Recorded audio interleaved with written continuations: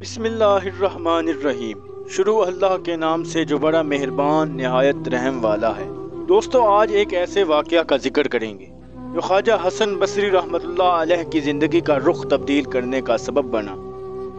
حضرت خواجہ حسن بصری رحمۃ اللہ علیہ ابتدا میں موتیوں اور جواہرات کے سوداگر تھے۔ قسم قسم کے موتی اور جواہرات کی آپ تجارت کرتے اور بڑے بڑے بادشاہوں کے پاس جواہرات تحفے میں جا کر پیش کیا کرتے تھے۔ ایک دفعہ کچھ جواہرات لیے اور بادشاہ روم ہرقل بادشاہ کے پاس لے کر گئے،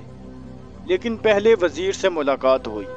اور اپنے آنے اور بادشاہ کی خدمت میں تحفہ لانے کا حال بیان کیا۔ وزیر نے کہا، کل تو بادشاہ نہایت اہم ضروری کام سے ہے، اس وجہ سے فرصت نہ ہوگی اور وہ کام دیکھنے کے قابل ہے۔ تو حسن بصری رحمۃ اللہ علیہ نے عرض کیا، میں ضرور دیکھوں گا۔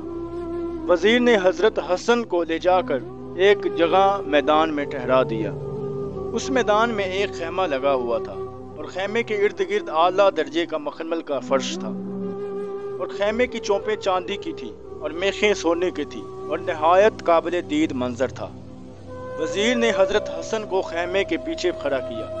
تاکہ آپ سارا تماشا دیکھ سکیں، اور دراصل وہ خیمہ ایک قبر پر کھڑا تھا،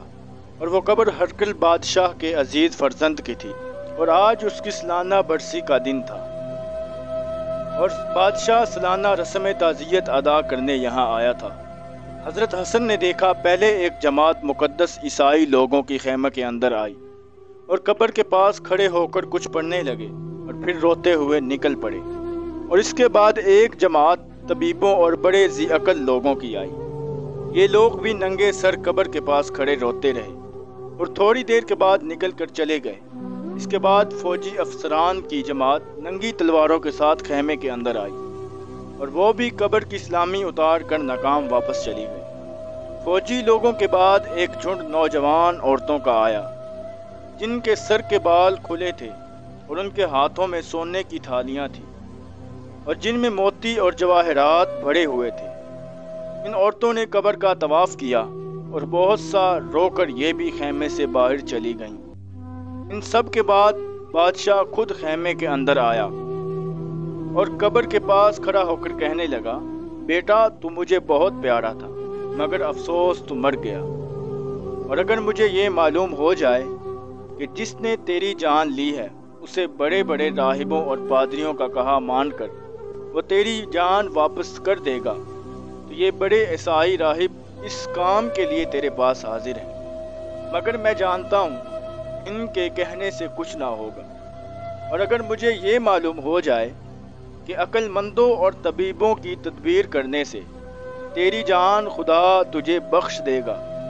تو یہ بہت بڑی جماعت طبیبوں اور بڑے عقل مندوں کی تیری قبر کے پاس کھڑی ہے اور تیری رہائی کی تدبیر کرنے کو موجود ہے،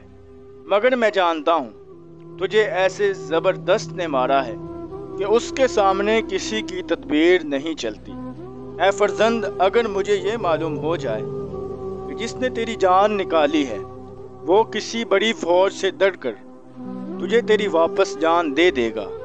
تو یہ بڑی فوج تیرے لیے حاضر ہے، لیکن جس نے تجھے قید کیا ہے وہ ایک ایسا زبردست خدا ہے کہ کوئی بھی فوج اس کے سامنے کوئی ہستی نہیں رکھتی۔ اے فرزند، اگر مجھے یہ معلوم ہو جائے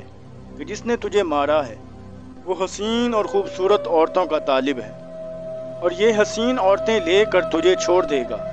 تو یہ حسین عورتیں کی جماعت حاضر ہے،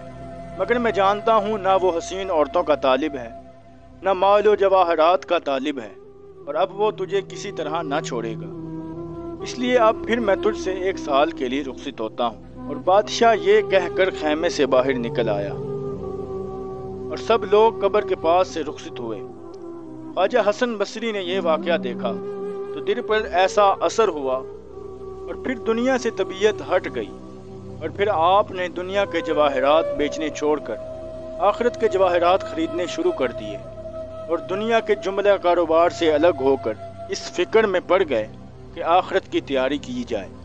اور بصرے میں آ کر قسم کھائی کہ اب اس دنیا میں کبھی ہنسوں گا نہیں، اور پھر عبادت و مجاہدے میں اس طرح مشغول ہوئے۔ اس زمانے میں کوئی ویسا نہ تھا، اور 70 برس تک بے وضو نہ رہے، اللہ تعالیٰ بڑی طاقت اور قدرت کا مالک ہے۔ اس کے مقابلے میں بڑے بڑے دانا، طبیب، بڑی بڑی فوجیں، بڑے بڑے لشکر کچھ بھی حیثیت نہیں رکھتے اور اس کا کچھ بھی نہیں بگاڑ سکتے۔ اور یہ بھی معلوم ہونا چاہیے کہ